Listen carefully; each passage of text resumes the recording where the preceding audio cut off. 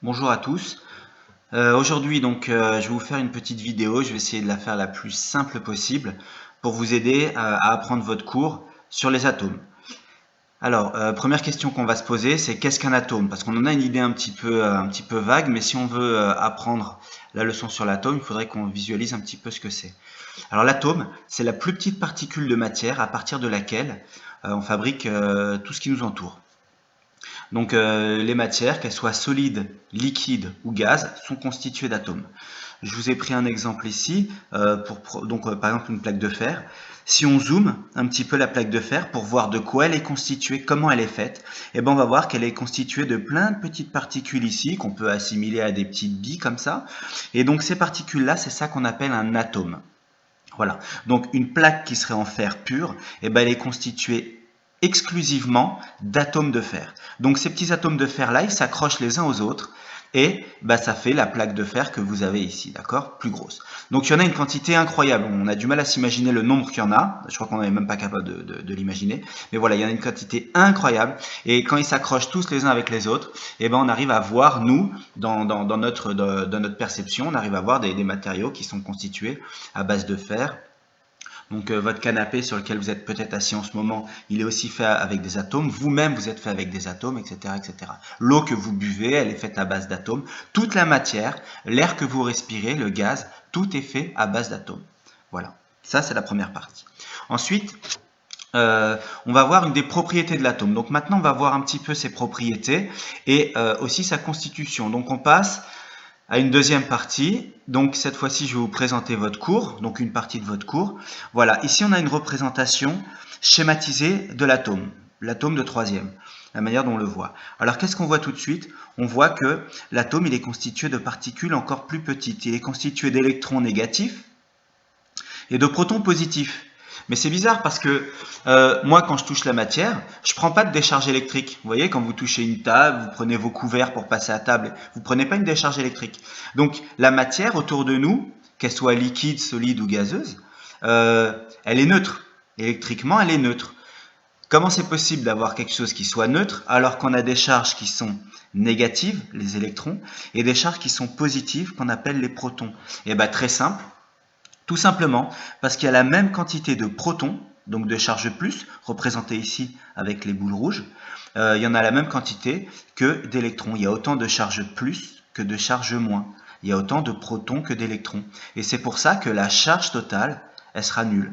Donc là, j'ai 1, 2, 3, 4, 5, 6 électrons, donc j'ai 6 charges moins. Et mon noyau, il comporte 6 protons, 1, 2, 3, 4, 5, 6. Donc si je fais le total, 6 protons, 6 électrons, ça fait une charge totale qui est nulle. Donc l'atome, il est électriquement neutre. Et ça, c'est une des propriétés essentielles de l'atome qu'il faut retenir, c'est que l'atome, il est électriquement neutre. D'accord? Que ce soit un atome qui nous servira à nous à faire un métal, un solide, un liquide ou un gaz, la matière est neutre tout le temps électriquement. Ok, voilà. Alors maintenant, donc on a commencé à voir un petit peu les constituants du noyau, de l'atome, pardon. Et maintenant, on va se concentrer sur le noyau. Le noyau, on voit qu'il y en a que je ne vous ai pas encore présenté, qui s'appellent les neutrons. Donc les neutrons, ils sont représentés ici par des petites billes vertes. Ces neutrons, comme leur nom l'indique, ils sont neutres. Neutres, ça veut dire qu'ils ne sont pas chargés. D'accord? Mais ils sont là quand même, ils existent, hein, mais ils n'ont pas de charge. Alors, je dois vous présenter maintenant ce qu'on va appeler A, ce qu'on va noter A, c'est le nombre de nucléons. Qu'est-ce que c'est que les nucléons? Eh bien, les nucléons, c'est les habitants du noyau. Pourquoi on les a appelés comme ça? Eh bien, parce que nucléon, ça vient du mot nucleus en latin, d'accord? Souvent on dit nucleus, et voilà. Donc ça vient de ce mot-là qui veut dire noyau en latin. Donc les nucléons, c'est les habitants du noyau. Donc c'est-à-dire c'est les protons et les neutrons. Quand on parle des nucléons, on parle des deux ensemble. Alors, eh bien donc, on vous dit que le nombre de nucléons, il se note A. Donc le nombre de nucléons, il faut les compter. Je sais déjà qu'il y a 6 protons, on les a comptés tout à l'heure.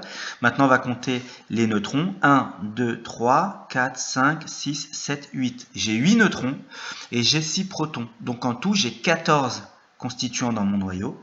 Donc j'ai 14 nucléons. Donc le nombre de nucléons se note A.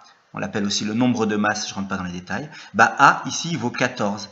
Il vaut 8 plus les 6 protons qu'il y a là. Voilà. Voilà ce qu'il faut savoir sur la constitution d'un atome. Il y a en son centre un noyau qui est positif. Les charges positives, elles sont portées uniquement par les protons. Ici, on en a 6 charges plus. Et il y a des neutrons aussi. Donc les deux ensemble, on les appelle les nucléons. Voilà. L'atome est neutre électriquement. Il y a donc autant de protons que d'électrons. Maintenant, on passe aux éléments chimiques. Les éléments chimiques, voilà. Qu'est-ce qui différencie les éléments chimiques? Qu'est-ce qui fait qu'un atome est un atome de carbone? Qu'est-ce qui fait qu'un atome est un atome de fer, etc. Qu'est-ce qui fait la différence? Eh bien, en fait, c'est le nombre de protons. C'est incroyable. Donc, si j'ai 6 protons, moi, je peux vous dire que 6 protons dans le noyau, c'est forcément du carbone. Ok? Donc, vu que le nombre de protons détermine l'élément chimique, ce nombre-là, 6, ce numéro 6, c'est le numéro qui détermine, qui caractérise l'atome.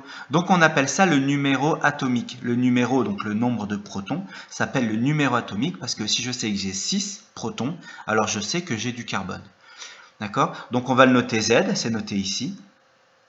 Et donc, comment je sais que 6 protons, c'est du carbone? Eh bien, parce que je suis allé regarder dans le tableau périodique. Donc, dans votre cours ici, vous aurez le lien. Vous cliquez sur le lien et ça vous amène sur le tableau périodique. Le tableau périodique, vous le connaissez, vous l'avez tous déjà vu en vous demandant « Waouh, qu'est-ce que c'est que ce truc-là » Eh bien là, à partir d'aujourd'hui, vous allez savoir le lire, vous allez le comprendre, vous allez pouvoir tout comprendre. C'est incroyable. Alors, on y va. Ici, je vous ai parlé du numéro atomique, je vous ai dit c'est le nombre de protons. Donc le numéro atomique, vous voyez, quand vous avez un tableau périodique, vous avez toujours une case qui est expliquée. Donc là, on a expliqué cette case-là. Donc on regarde, le nom de l'élément, c'est le beryllium. Ici, le numéro atomique, c'est-à-dire le nombre de protons, c'est 4. Et le symbole chimique, quand vous voulez le représenter avec l'écriture chimique, donc son symbole, on va le noter BE, pour ne pas s'embêter à écrire tout ce nom-là. Voilà, à partir de là, on peut retrouver notre carbone. On a dit que le carbone, il y avait 6 protons. Est-ce que c'est vrai? Est-ce que je ne me suis pas trompé? Voilà, numéro atomique 6, donc 6 protons. C'est bien du carbone. Symbole C, et c'est écrit, son nom est écrit ici. Voilà. Donc pour passer par exemple du carbone à l'azote, il faut que dans le noyau du carbone, je puisse rajouter un proton. Si je rajoute une charge plus dans mon noyau de carbone, j'aurai plus du carbone, j'aurai de l'azote. D'accord? Et de même, si je reviens à mon fer de tout à l'heure, le fer dont je parlais tout à l'heure quand je vous ai présenté les choses, le fer 26, il a 26 protons dans son noyau. Si je casse le noyau de fer, par exemple, en un noyau qui aurait 20 protons et un noyau qui aurait 6 protons, pour faire 26, 1, 2, 20, 1, 2, 6, si je casse le noyau et que je fais un noyau de 20 protons, j'aurai du calcium. Et l'autre noyau, le plus petit qui avait 6, on sait déjà c'est du carbone. Donc je peux casser un noyau de fer, et si je le casse en un noyau de 20 et un noyau de 6 protons, j'aurai un noyau de calcium et un noyau de carbone. C'est incroyable. Donc voilà, et donc les éléments, ils sont classés comme ça, par ordre croissant de numéro atomique, c'est-à-dire du numéro le plus petit au numéro le plus grand, donc 1, 2, 3, etc. etc. Voilà, donc avec ça, vous avez tous les éléments qui constituent la matière. Et donc avec tous ces éléments-là, bon, il vous en manque 2 lignes que je vous ai cachées là, mais c'est pas grave. Avec tous ces éléments-là, vous faites toute la matière qui existe dans l'univers. Tout est fait à partir de ça. Voilà, je vous souhaite bon courage et à plus tard, bon confinement.